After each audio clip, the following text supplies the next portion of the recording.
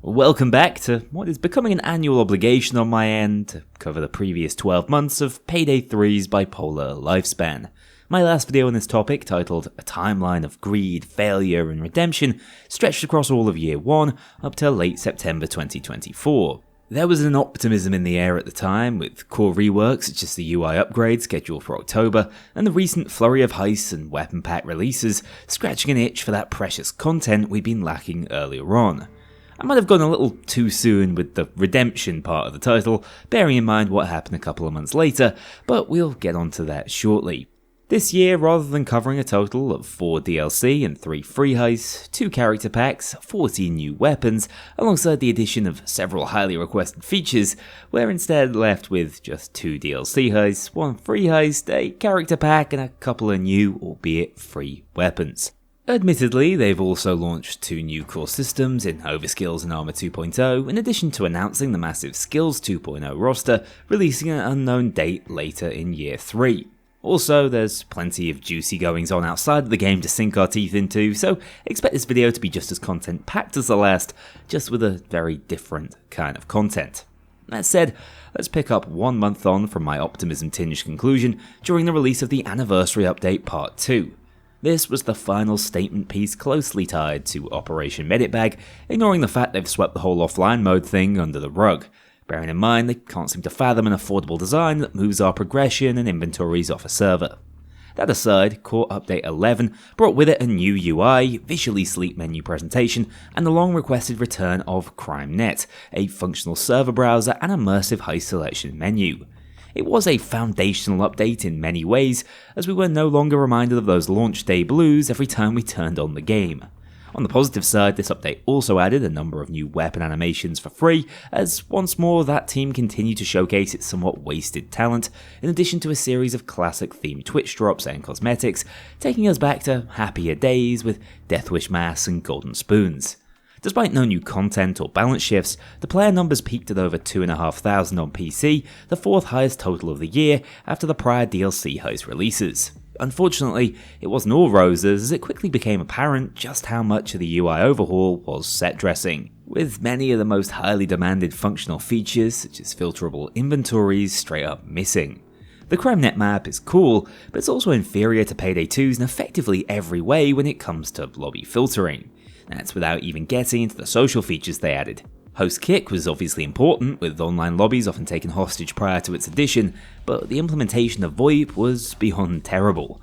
Not only was it set to always on by default at release, there was no push-to-talk functionality, a cheat code for any streamers looking to get banned from Twitch, and a massive renaissance for those who miss the sound of parents vacuuming from those halcyon days of Xbox Live.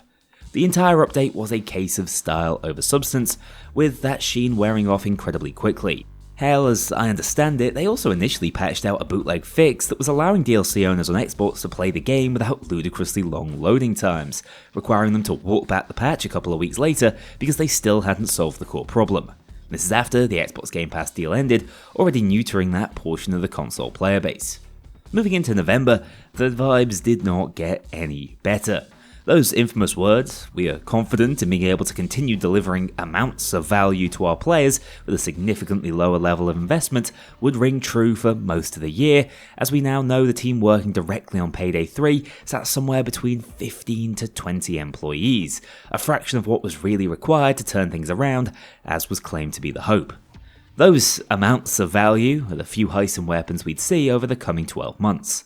Of course, acting CEO Matt Yule did come on stream alongside Almir to explain the statement and smooth things out, but his intentions were clear. Payday 3 was no longer a priority for the organisation, and it was full steam ahead in the likes of Project Baxter and a work-for-hire endeavour we'd unfortunately learn more about shortly.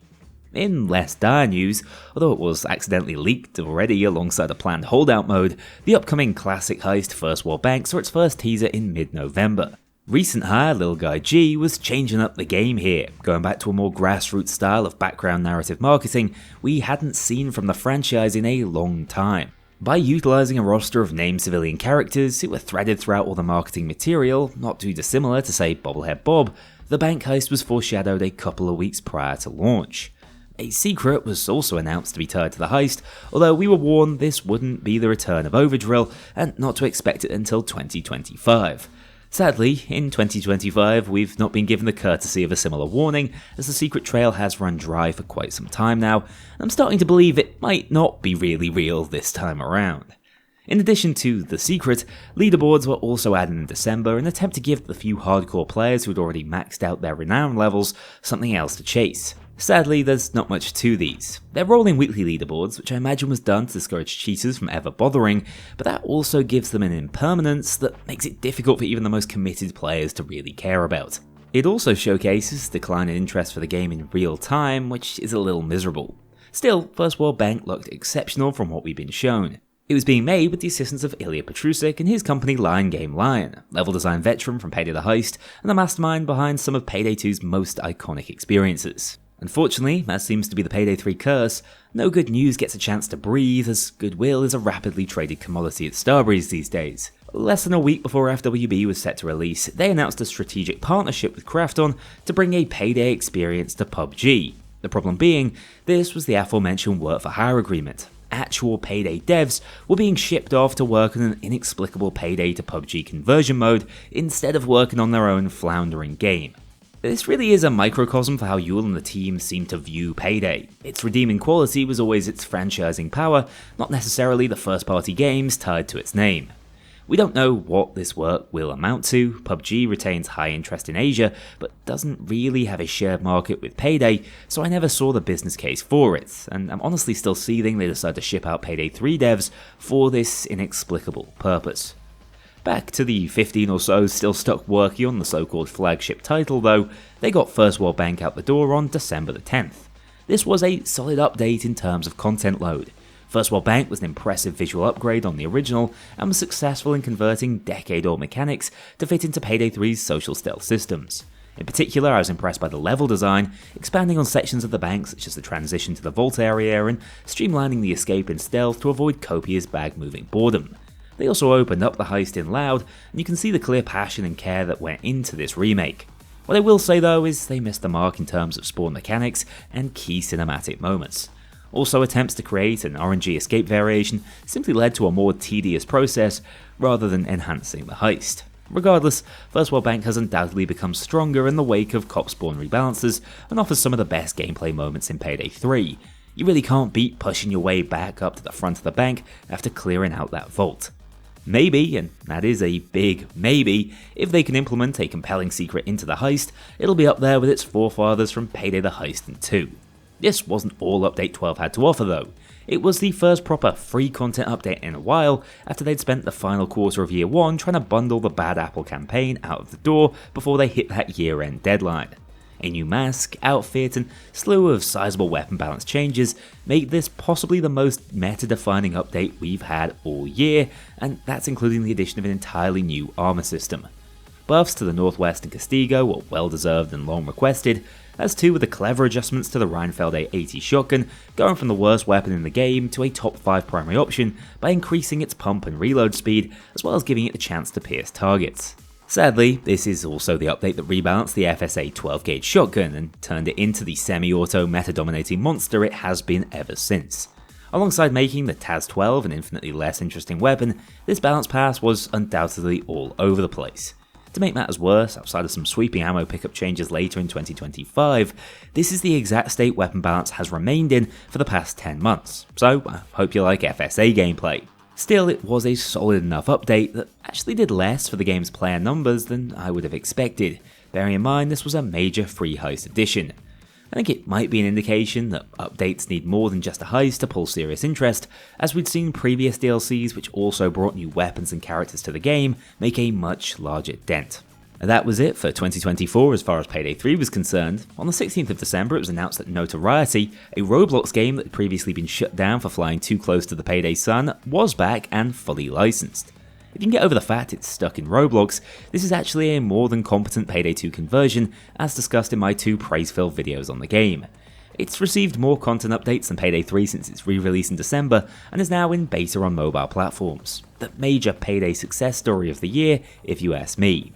That being said, it wasn't long before more bad news was at our doorstep. In early January, the first partner to leave the Starbreeze program, Mariner Top Hat, released a rare scripted video to discuss his core issues with Payday 3 and how it was being operated, before announcing his departure from any Starbreeze association. Shortly after, news of well-disguised layoffs taking place in December emerged as the studio was looking to restructure around a more central, in-person Stockholm office setup. There were also later substantiated rumours of layoffs happening within the French team, very much the technical arm of Starbreeze's organisation, who put in massive shifts around the Epic Games Store release of Payday 2 and of course the disastrous launch of Payday 3. This would kickstart a messy back and forth of allegations, starting at expulsion from all hands meetings, and ranging to another insider trading allegation and the potential violation of strict French employment law, covered in gory detail by Theodore Mackenzie of 80 Level. The fallout from this seems to have died down despite the reporting. However, this news and its apparent initial suppression also prompted Red Archer Live to follow Mariner Top Hat's lead, leaving the partner program. Outside the gritty business world where jobs are at risk, in the low-stakes world of being a Payday fan, things were starting to lock up as January came to a close. First was the Jacket live-action teaser trailer and Dragon Files interrogation, an excellent way to reintroduce the character with a bit of flair. As 2 was Don't Be a Hero, a marketing minigame in the style of Hotline Miami, produced as effectively a solo passion project by Vincent, better known as Robert Banks, with accompanying music made by Little Guy G. The sort of heroic two-man show that's normally rewarded with an impressive bonus come year-end. Sadly, not at Starbreeze, as the Jacket update ended up being Little Guy G's final major contribution to the studio before moving on to what appears to be greener pastures over at Crime Boss.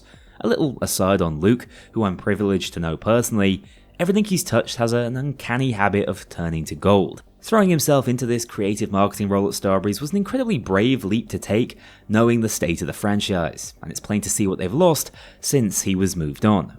Not only does he understand the genre better than most, his for-the-fans style and genuine musical talent is never wasted. He's a one-man army with these things, working on visuals, music, sometimes the voice work, and Crime Boss's recent marketing quality gain really has been Payday 3's loss. Look no further than the many errors and soulless presentation of recent, sometimes outsourced trailer material for reference. No little callbacks, limited narrative follow-through, and amateur mistakes across the board. I fear the Jacket character pack trailer will be the last time we'll see media for Payday 3 produced by someone with an intimate understanding of that source material.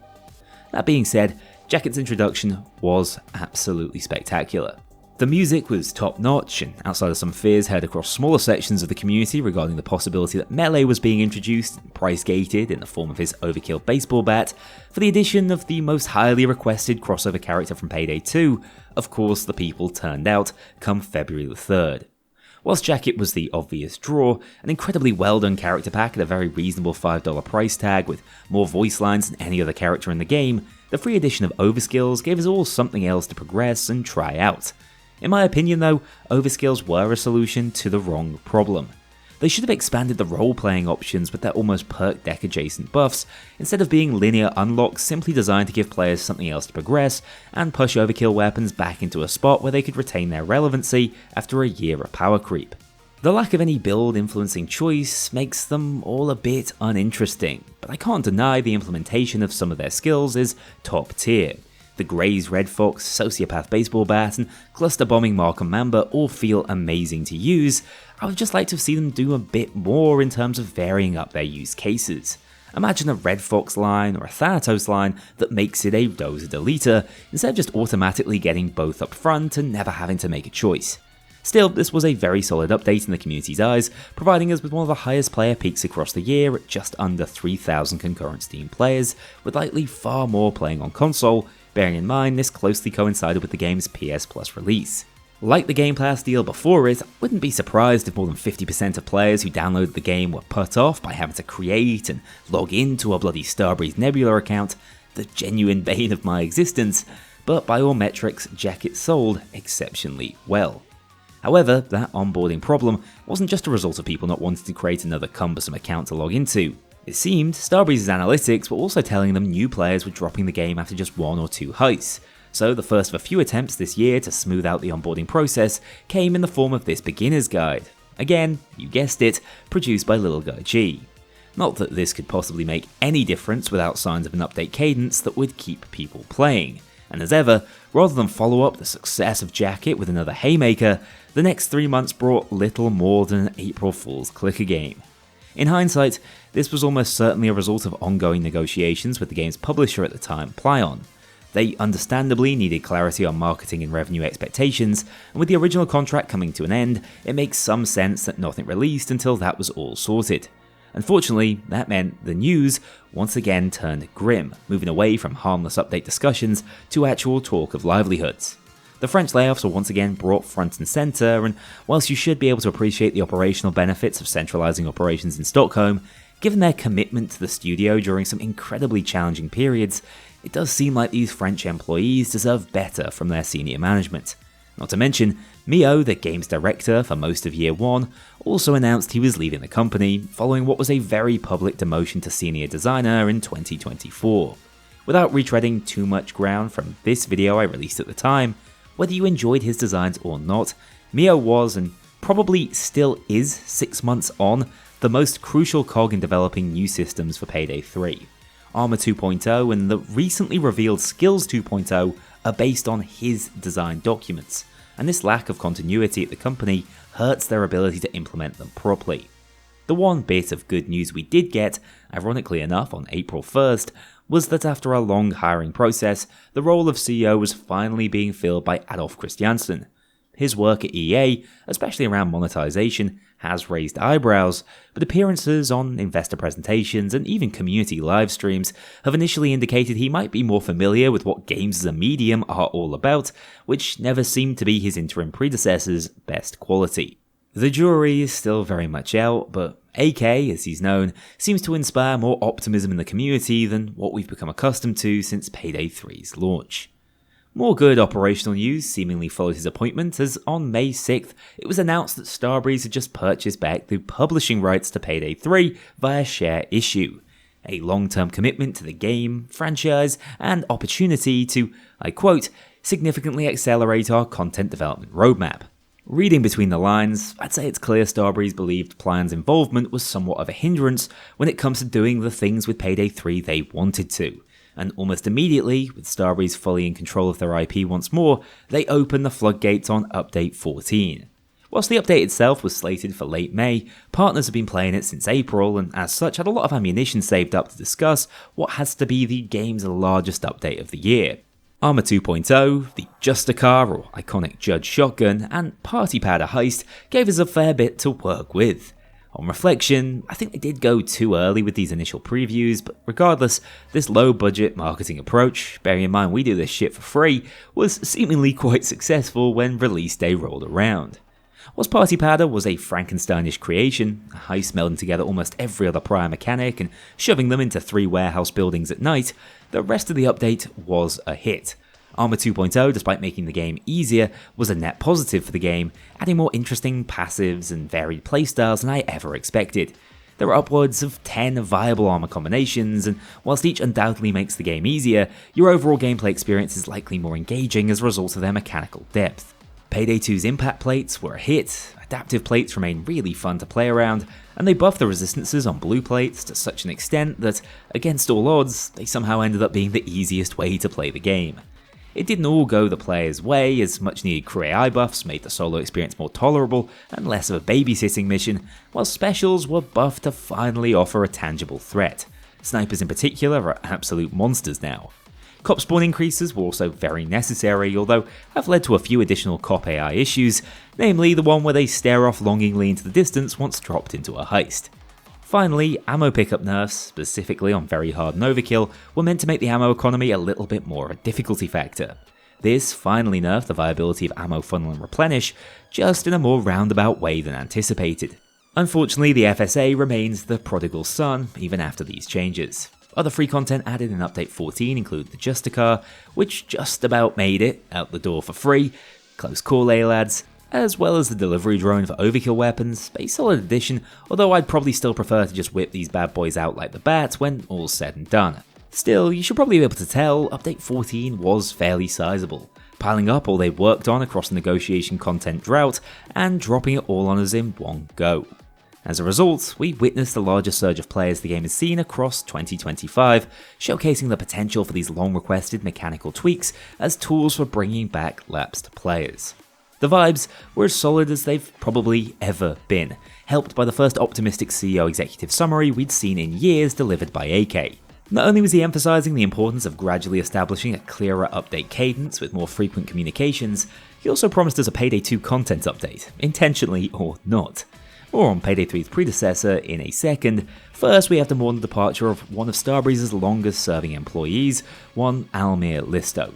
Payday's frontman and at times fall guy since the early Payday 2 days, Almir was clearly a man at the end of his rope in 2025. Don't get me wrong, he left Starbreeze with a great deal of class and dignity, even vouching for the direction AK was intending to take the series in, but it was obvious he'd been worn down by previous leadership decisions. For Payday 3 though, this was a loss and incredibly important communicator for the game. His departure has been felt and will continue to pervade the game's legacy as the driving force behind the relationships that opened doors for collabs with the likes of Dennerton and Hotline Miami. 3 months on, it's hard to say what the full effect will be, nor the full story driving his decision to leave in the first place. Still, the content cadence appeared to finally be on the upturn, with Update 15, including the Spearfish and Smash and Grab game mode, releasing on June 25th, 1 week later than initially planned, after partners found a mod loader bug on PC that could potentially wipe progression. This was the second step Starbreeze had taken towards improving the new player onboarding process. Smash and Grab was intended as a short-form heist format, taking sections from No Rest for the Wicked and Boys in Blue and repurposing them as simpler objectives to introduce beginners to the heist flow in both loud and stealth. I have no idea if this is any good for new players. As a veteran though, I'm actually quite fond of the concept. These bite-sized experiences have the potential to grow into something much larger, repurposing content in a way that feels organic and allows for a hell of a lot more experimentation. Ultimately, they've failed to keep up that pace and capitalize on just how receptive people were to smash and grabs, but I'd still like to see more of these variations, supplementing the usual paid and free content in update releases. The free weapon added alongside this update is the Spearfish, an incredibly unique marksman repeater given its ability to hipfire far faster than when ADS'd. It's a genuinely top tier gun for aim enthusiasts, although obviously still outclassed by the pick up and play shotgun category. All in all, Update 15 had no critics. It was the exact style of live service update the community had been asking for, adding purely positive content to the game with none of the usual caveats that always seem to flank Payday 3 releases. If this is what they could do without Plyon's interference, maybe Year 2 could be a success yet, we thought. Naturally, we wouldn't see the next update for another 2.5 months, snuffing out that vain hope almost immediately. Instead, we had the excitement of a Division 2 collab, adding Dallas, Chains, and to everyone's surprise, Jiro and Sangrez to the Division 2 in skin form. In fact, this entire cosmetic crossover was surprisingly Payday 2 themed, again lending credence to the possibility that Payday 2 was about to return from the dead once more. Now, with the Division getting this cool suite of Payday themed items, it only makes sense that in return, Payday 3 received absolutely nothing. Yet another one-sided crossover as Payday 3's inability to price effectively introduce content to the game remains a constant stumbling block. The remainder of July and August passed us by as AK continues to say totally unexpected things in shareholder reports, discussing the possibility of ripping up and completely changing Payday 3 from the ground up was totally out of the purview of what his predecessor had been talking about just months prior when discussing reduced investment. Hell, he was even doubling down on those quality of life improvements we were yet to see for Payday 2. I'd also like to note that we've been told the work-for-hire strategy is delivering record revenues for them currently, so who knows if the whole PUBG thing has really worked out from a business perspective. What does bear mentioning is that Payday as a franchise is most certainly not delivering record revenues for Starbreeze, with Q2 sales down to just over half of what they were in Q1, so you be the judge of that trade-off. Still, we shouldn't shoot the messenger. This wasn't AK's strategy, so heading into Update 16, optimism was surprisingly rife. Delivery Charge and the new DLC Heist was released on September the 10th, having one of the most ham-fisted marketing campaigns we've seen, as Chains briefly lost his arms and Pearl her mind. But even so, the Heist, heavily inspired by Payday 2 classic Shadow Raid, was excellent, especially given the limitations they'd faced in developing it. Unfortunately, the combination of what I believe to be an unwarranted price hike, in addition to a lack of any free content to support its release, led to a very lukewarm reception. Favors had been developed to be totally heist warping and therefore purchasable as a result, traversal and stealth was as extensive as we'd seen in Payday 3, and objective randomization had been dialed up as high as Payday 3's limitations will allow, but even so, much of this praise fell on deaf ears. The player bleed, which had been pervasive across all of Year 2 if you normalised for update spikes, was in full effect, peaking at just over 1,000 players on Steam, likely not helped by the end of the summer holidays, but still significantly less than regular non-update days from October and December all the way back in 2024. Clearly, the update surge effect is starting to weaken, especially when one goes live with predominantly paid content as 16 did.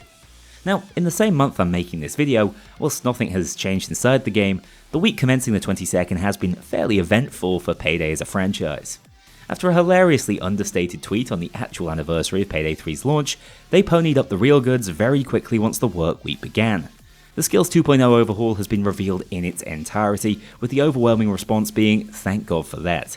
There are still plenty of kinks to iron out, and I understand why some fans of the Edge Grit and Rush system are a little worried with certain skills going missing, but it would be impossible to argue these sweeping changes won't result in more eyes on the game. Now we just need to know when the hell they're actually releasing it. More insidiously though, under the smokescreen of Skills 2.0 jubilation, Starbreeze dropped the mother of all clankers on us. A DLC subscription service for 12-year-old Payday 2, including almost all, not you, DLCs across the game's lifespan, outside of the several for which they lost the licenses to. In isolation, this is pretty much okay. I mean, it's a more affordable way to experience that content if owning it is secondary to you, and you understand you won't be playing the game 12 months down the line. I have a general distaste for subscription services, as I think their goal should really be affordable content ownership at this point, and worry that they could take this a step further in the future, but without further context, we can all agree this is probably fine. Alas, with Starbreeze, there's always some additional context you should know, and in this case that's the 45% price increase imposed on the equivalent bundle at the start of this month if you wanted to buy outright, despite it offering less than it once did. The patented goodwill exchange Starbreeze are so well practiced in, as it has been confirmed by head of commercial, Gustav Nieser, that he did in fact intentionally raise the price of Payday 2's infamous collection, he just didn't mean to do it only weeks before offering a subscription service to effectively rent the same content, and neither did he bother telling anyone. I know this video is about Payday 3, but I'm highlighting this to make one particularly relevant point. Within hours of this news breaking, professional outlets and even YouTube channels which focus on company malpractice had picked up the story. Payday's reputation was tarnished in real time. The worrying thing for me though is any mention of Payday 3 is used as a simple throwaway explanation as to why Starbreeze need to heavily monetize their previous game. As far as the wider gaming press is concerned, Payday 3 didn't get a lock in, and that's despite the Skills 2.0 announcement.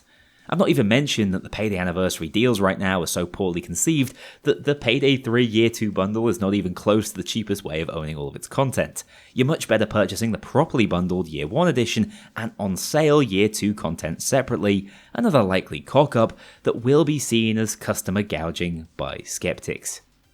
This cheery topic moves us onto the final element of the title, hope. It's a tough sell, but hear me out. We obviously have the anchor of AK's recent rebuild statements, Skills 2.0 and reinvestment into Payday 3's team seemingly on the horizon, especially with the work for hire contract coming to an end soon, and Baxter still slated for a 2026 release, despite us not hearing a peep about the game since they went out seeking investors. My faint hope is that they can restructure and refocus, but the community is still in constant flux. Tribalism between those who want the game to die to prove their points, and on the other end of the spectrum, see any form of critique as an attack on the very fibre of Payday's being, is at an all-time high, and I don't think I've ever seen things as divided in 12 years of covering this game. It doesn't help that Starbreeze's own messaging is so unclear. We keep hearing about these grand plans for the franchise, but actions speak louder than words, and whilst trailers are releasing unfinished and executives are bumping up prices without bothering to tell anyone, it's tough to hold on to hope at times. I still head into Year 3 with a tinge of giddy excitement. I don't really think there's a way down from here, so the Payday 3 team might as well throw caution to the wind. I also know as little about what's to come, either for Payday 2 or 3, than I have since joining the partner program 2.5 years ago. It's actually quite liberating not fearing for the worst or worrying how this, that or the other will be received. I think if they can look to release Skills 2.0 within the next couple of months, and follow that up by starting to address the two largest community gripes remaining of replayability and progression, Year 3 could see us finally turn a corner. If not, and it is the final year of Payday 3, they better at least go out with a bang. I'll tell you what, if they do sunset the game, at least we might finally get that offline mode, as it's the only way I see them finally making that leap off the servers. On that cheery note, I want to say thank you so much for watching. Take care, let me know your thoughts on any of the topics I've brought up in this video, as well as how you're feeling for Year 3.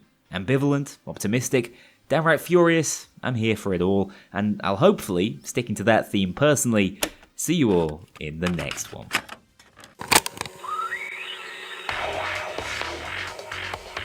Perhaps you're one of the people asking, is Payday 3 worth it? We're biased, but yeah, absolutely. You should get multiple copies, in fact. A huge thank you to my dedicated Patreon backers. If you want to join this crew in going infamous, check out the link below and pledge as little as $2 to see your name in the credits, or get 24-hour early access to future videos and vote on upcoming content. Take care, I'll see you all soon.